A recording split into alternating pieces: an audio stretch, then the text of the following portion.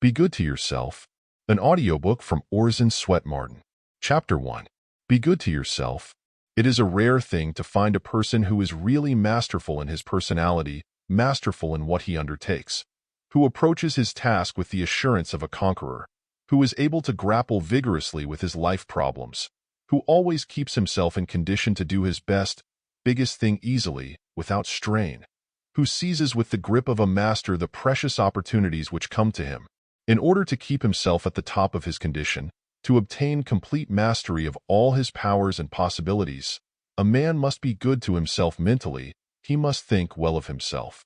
Someone has said that the man who depreciates himself blasphemes God, who created him in his own image and pronounced him perfect. Very few people think well enough of themselves, have half enough esteem for their divine origin or respect for their ability, their character, or the sublimity of their possibilities. Hence the weakness and ineffectiveness of their careers. People who persist in seeing the weak, the diseased, the erring side of themselves, who believe they have inherited a taint from their ancestors, who think they do not amount to much and never will, who are always exaggerating their defects, who see only the small side of themselves, never grow into that bigness of manhood and grandeur of womanhood which God intended for them. They hold in their minds this little, mean, contemptible, dried-up image of themselves until the dwarfed picture becomes a reality. Their appearance, their lives, outpicture their poor opinion of themselves, express their denial of the grandeur and sublimity of their possibilities. They actually think themselves into littleness, meanness, weakness. As a man thinketh in his heart, so is he. His opinion of himself will be reproduced by the life processes within him and out-pictured in his body. If you would make the most of yourself, never picture yourself as anything different from what you would actually be, the man or woman you long to become. Whenever you think of yourself, form a mental image of a perfect, healthy, beautiful, noble being, not lacking in anything, but possessing every desirable quality. Positively refuse to see anything about yourself which would detract from your personality. Insist upon seeing only the truth of your being, the man or woman God had in mind when He made you, not the distorted thing, the burlesque man or woman, which your ignorance and unfortunate environment, wrong thinking and vicious living have produced. The estimate you have of yourself, the image of yourself which you carry in your mind, will mean infinitely more to you than other people may think of you. If we would make the most of our lives, if we would be and do all that it is possible for us to be and to do, we must not only think well of ourselves, but we must also be just to ourselves physically, be good to our bodies. In order to be the highest, the most efficient type of man or woman, it is just as necessary to cultivate the body, to develop its greatest possible strength and beauty, as it is to cultivate the mind, to raise it to its highest power. There are plenty of people who are good to others, but are not good to themselves. They do not take care of their own health, their own bodies, do not conserve their own energies, husband their own resources. They are slaves to others, tyrants to themselves. Faithfulness to others is a most desirable trait, yet faithfulness to yourself is just as much of a requisite. It is as great a sin not to be good to yourself as not to be good to others. It is everyone's sacred duty to keep himself up to the highest possible standard, physically and mentally, otherwise he cannot deliver his divine message, in its entirety, to the world. It is everyone's sacred duty to keep himself in a condition to do the biggest thing possible to him. It is a positive sin to keep oneself in a depleted, run-down, exhausted state, so that he cannot answer his life call or any big demand that an emergency may make upon him. There are many people of a high order of ability who do very ordinary work in life, whose careers are most disappointing, simply because they do not keep themselves in a physical and mental condition to do their best. In every place of business we find employees who are only about half awake, half alive. Their bodies are full of dead cells, poison cells, because of vicious living, vicious thinking, vicious habits. Is it any wonder that they get so little out of life when they put so little into it? I know men in middle life who are just where they were when they left school or college. They have not advanced a particle. Some have even retrograde, and they cannot understand why they do not get on, why they are not more successful. But everyone who knows them sees the great handicaps of indifference to their health, neglect of their physical needs, dissipation, irregular living, slipshod, slovenly habits, all sorts of things which are keeping them down, handicaps which even intellectual giants could not drag along with them and make any kind of progress. Everywhere we see young men and women crippled in their careers, plodding along in mediocrity, capable of great things, but doing little things, because they have not vitality enough to push their way and overcome the obstacles in their path. They have not been good to their physical selves.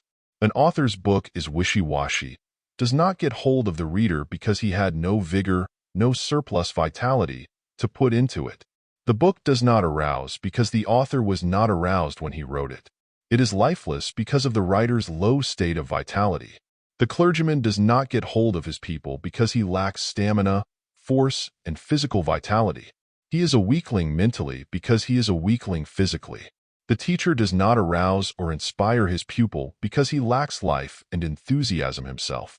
His brain and nerves are fagged, his energy exhausted, burned out, his strength depleted, because he has not been good to himself. Everywhere we see these devitalized people, without spontaneity, buoyancy, or enthusiasm in their endeavor. They have no joy in their work. It is merely enforced drudgery, a dreary, monotonous routine. The great problem in manufacturing is to get the largest possible results with the least possible expenditure, the least wear and tear of machinery. Men study the economy in their business of getting the maximum return with the minimum expenditure, and yet many of these men who are so shrewd and level-headed in their business pay very little attention to the economy of their personal power expenditure. Most of us are at war with ourselves, are our own worst enemies. We expect a great deal of ourselves, yet we do not put ourselves in a condition to achieve great things. We are either too indulgent to our bodies, or we are not indulgent enough. We pamper them, or we neglect them, and it would be hard to tell which mode of treatment produces the worst results. Few people treat their bodies with the same wise care and consideration that they bestow upon a valuable piece of machinery or property of any kind from which they expect large returns. Take the treatment of the digestive apparatus, for instance, which really supplies the motor power for the whole body, and we will find that most of us do not give it half a chance to do its work properly. The energy of the digestive organs of many people is exhausted in trying to take care of superfluous food for which there is absolutely no demand in the system. So much energy is used up trying to assimilate surplus, unnecessary food, improper food, that there is none left to assimilate and digest that which is actually needed. Men are constantly violating the laws of health, eating all sorts of incompatible, indigestible foods, often when the stomach is exhausted and unable to take care of simple food. They fill it with a great variety of rich, indigestible stuffs, retard the digestive processes with harmful drinks, then wonder why they are unfit for work, and resort to all sorts of stimulants and drugs to overcome the bad effects of their greediness and foolishness. Many go to the other extreme and do not take enough food or get enough variety in what they do eat, so that some of their tissues are in a chronic condition of semi-starvation. The result is that while there is a great overplus of certain elements in some parts of the system, there is a famine of different kinds of elements in other parts of the system. This inequality, disproportion, tends to unbalance and produce a lack of symmetry in the body, and induces abnormal appetites that often lead to drinking or other dissipation. Many people resort to dangerous drugs in their effort to satisfy the craving of the starved cells in the various tissues when what they really need is nourishing food. There are only 12 different kinds of tissues in the body, and their needs are very simple. For instance, almost every demand in the entire system can be satisfied by milk and eggs, though, of course, a more varied diet is desirable and should always be adjusted to suit one's vocation and activities. Yet, notwithstanding the simple demands of nature, how complicated our living has become.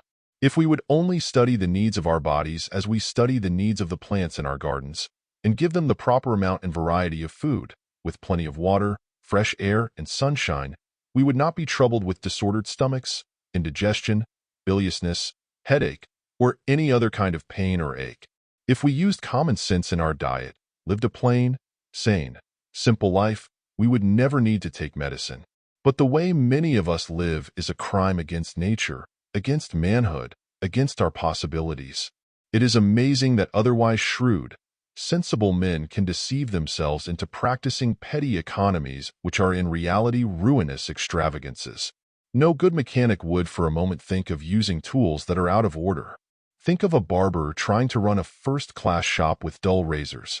Think of a carpenter or cabinet maker attempting to turn out finished work with dull chisels, saws, planes, or other tools. The man who wants to do a fine piece of work, whether it be the painting of a picture or the building of a house, must have everything with which he works in the best possible condition, otherwise the quality of his work will suffer. The great thing in life is efficiency. If you amount to anything in the world, your time is valuable, your energy precious. They are your success capital, and you cannot afford to heedlessly throw them away or trifle with them. Whatever else you do, husband your strength, save your vitality, hang on to it with the determination with which a drowning man seizes and clings to a log or spar at sea. Store up every bit of your physical force, for it is your achievement material, your manhood timber. Having this, the man who has no money is rich compared with the man of wealth who has squandered his vitality, thrown away his precious life energy. Gold is but dross compared with this, diamonds but rubbish. Houses and lands are contemptible beside it. Dissipators of precious vitality are the wickedest kind of spendthrifts. They are worse than money spendthrifts. They are suicides, for they are killing their every chance in life. Of what use is ability if you cannot use it, of forces that are demoralized, weakened by petty, false economies? What use is great brain power, even genius, if you are physically weak, if your vitality is so reduced either by vicious living or lack of proper care, that your energy becomes exhausted with the very least effort? To be confronted by a great opportunity of which you are powerless to take advantage, because you have let your energy leak away in useless, vicious ways, or to feel that you can only take hold of your great chance tremblingly, weakly, with doubt instead of assurance and a consciousness of vigor, is one of the most disheartening experiences that can ever come to a human being. If you would make the most of yourself, cut away all of your vitality sappers. Get rid of everything which hampers you and holds you back, everything which wastes your energy, cuts down your working capital. Get freedom at any cost. Do not drag about with you a body that is half dead through vicious habits which sap your vitality and drain off your life forces. Do not do anything or touch anything which will lower your vitality or lessen your chances of advancement. Always ask yourself, what is there in this thing I am going to do which will add to my life work, increase my power, keep me in superb condition to do the best thing possible to me? Much precious energy is wasted in fretting, worrying, grumbling, fault-finding, in the little frictions and annoyances that accomplish nothing, but merely make you irritable, cripple, and exhaust you. Just look back over yesterday and see where your energy went to. See how much of it leaked away in trifles and in vicious practices. You may have lost more brain and nerve force in a burst of passion, a fit of hot temper, than in doing your normal work in an entire day. Some people are very careful to keep the pianos in their homes in tune, but they never trouble themselves about the human instruments which are out of tune most of the time. They try to play the great life symphonies on a living instrument that is jangled and out of tune, and then wonder why they produce discord instead of harmony. The great aim of your life should be to keep your powers up to the highest possible standard, to so conserve your energies, guard your health, that you can make every occasion a great occasion. The trouble with most of us is that we do not half appreciate the marvelousness of the human mechanism, nor the divinity of the man that dwells in it. Man is an infinite little copy of God, says Victor Hugo. That is glory enough for man. Little as I am, I feel the God in me. Unfortunately, most of us do not feel the God in us. We do not realize our powers and possibilities. We lose sight of our divinity. We live in our animal senses instead of rising into the godlike faculties. We crawl when we might fly.